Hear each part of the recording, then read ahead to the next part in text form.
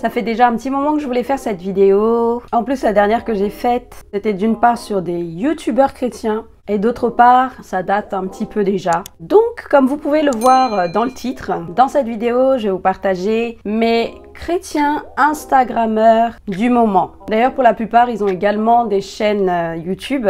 Mais je les ai découverts via Instagram et surtout, je vous les conseille par rapport à leur partage quotidien qui sont fort édifiants. Bon, j'imagine que les vidéos aussi, hein. C'est le même esprit qui inspire. C'est juste une question de plateforme et de durée. Je sais qu'il y en a, regarder une vidéo de 10 minutes pour eux, c'est pas leur tasse de thé. Et c'est vraiment dommage d'ailleurs. Il y en a beaucoup comme ça qui viennent me parler et me posent des questions. Et quand je les renvoie sur des vidéos où j'ai traité le sujet de leur questionnement, ils ont la flemme. Et c'est fort dommage parce que la révélation, le Saint-Esprit peut te le donner pendant que tu visionnes une vidéo. Bref, je vais donc vous partager ces chrétiens instagrammeurs que j'aime beaucoup. Mais d'abord, si c'est la première fois que tu tombes sur une de mes vidéos, bienvenue! Sache que sur cette chaîne, je partage la parole de Dieu et je parle de Jésus-Christ. Donc si c'est quelque chose qui t'intéresse, n'hésite surtout pas à t'abonner. Et si tu ne me suis pas encore sur Instagram, sache que je partage également quotidiennement, comme mes collègues que je vais partager dans cette vidéo. N'hésite pas à me suivre.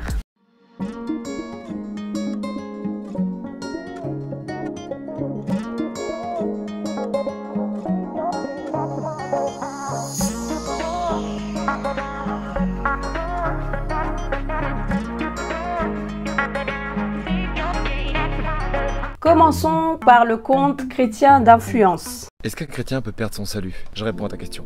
Quand quelqu'un place sa confiance en Christ, il a la vie éternelle. Il est justifié. Ses péchés lui sont pardonnés. Dieu a pris tous ses péchés, les a mis dans un grand sac et les a jetés au fond de la mer. Souviens-toi de ce verset de Jésus qui dit « Je leur donne la vie éternelle et personne ne pourra les arracher de ma main. Non, tu ne perdras pas ton salut. Et oui, tu resteras avec Dieu éternellement. » Je sais pas comment il s'appelle, mais c'est un frère que j'ai découvert via des Reels. Il Reels du verbe Reelser.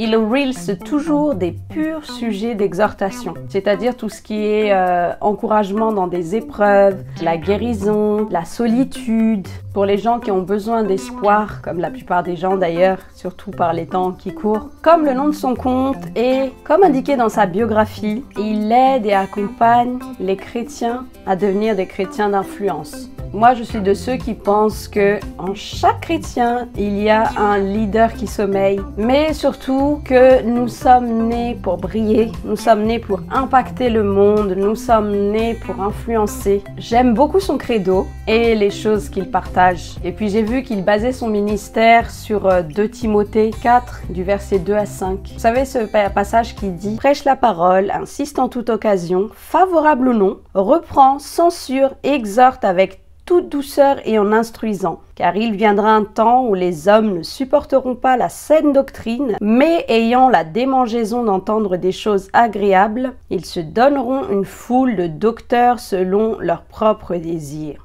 J'aime ce qui est biblique, ce qui est fondé sur Jésus, ce qui est fondé sur la parole de Dieu. Je vous conseille fortement d'aller découvrir ce frère et sa page Instagram et pourquoi pas vous abonner pour l'encourager et pour vous édifier aussi. Ensuite, je vous propose de découvrir, et j'espère que je ne vais pas écorcher son nom, le pasteur Jean Bosco Agbemebia. Sa page s'appelle pasteur-JB. David n'a jamais osé toucher Saül. David a dit, je ne peux pas toucher à loin de Dieu. Parce que David avait compris le principe de délégation d'autorité. Lorsque Dieu place une autorité quelque part, quand tu touches cette personne, il y a un désordre en fait. David est l'homme selon le cœur de Dieu, pas juste parce qu'il sait chanter, écrire des psaumes, mais parce qu'il avait compris l'autorité. Il aimait tellement Dieu qu'il respectait l'autorité de Dieu. Ceux qui fréquentent l'église Métropole à Paris le connaissent certainement. C'est cool d'être à la fois berger à l'église locale, mais aussi virtuel. Et gloire à Dieu, il y en a de plus en plus comme ça, surtout depuis le confinement. Je sais qu'il y a ce côté d'utiliser Internet, d'utiliser les réseaux sociaux pour mieux impacter. Et beaucoup d'églises, si ce n'est la majorité, le font maintenant. Notamment, ils diffusent leur culte en ligne. Mais ici, il s'agit vraiment d'un compte personnel, si je puis dire. dire. J'ai constaté, et je ne dis absolument pas que c'est le cas de la majorité, mais il y a des gens dans l'église locale, que ce soit des responsables, des dirigeants, ou que ce soit des simples membres, qui n'aiment pas, ou du moins qui ne considèrent pas les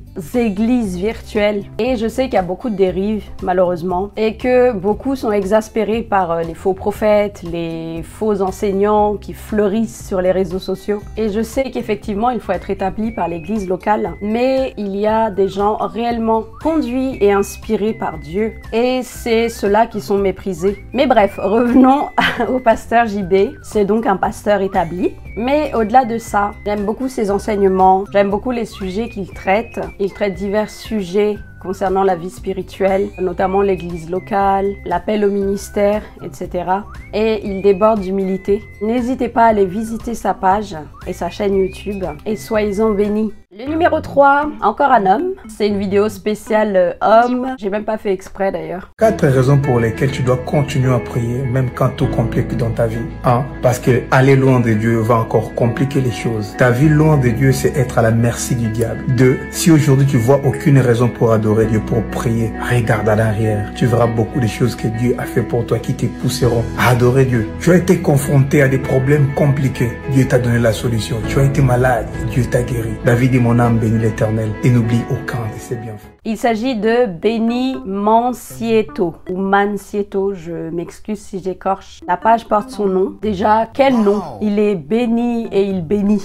Je l'ai également découvert via des Reels. Il y a quelque chose qui m'enchante particulièrement sur les réseaux sociaux. C'est pas forcément le cas de ce frère-là. Il a un petit accent fort sympathique, mais parle très bien français. Mais je trouve ça tellement admirable. Des gens qui parlent pas couramment français, mais qui partagent l'évangile, notamment sur les réseaux sociaux, pendant que ceux qui parlent couramment se demandent quel est leur don. Il y en a même qui se plaignent de ne pas en avoir. Tu as une bouche, témoigne!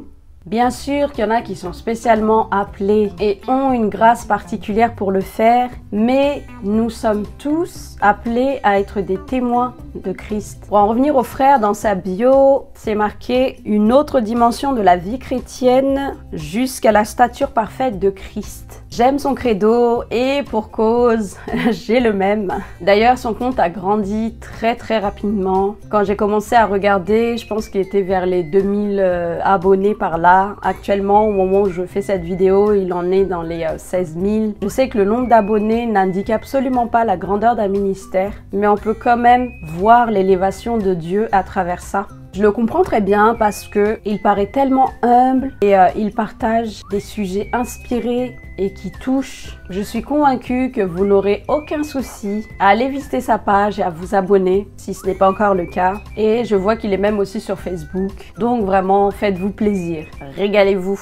Ensuite, nous avons encore un frère. Il s'agit de Benjamin et Jen. J'espère qu'on dit comme ça et pas again. Non, I'm sorry. La foi, c'est pas la confiance que Dieu va faire ce qu'on veut. La foi, c'est la confiance que Dieu va faire ce qu'il a promis. Et il y a une grande différence entre les deux.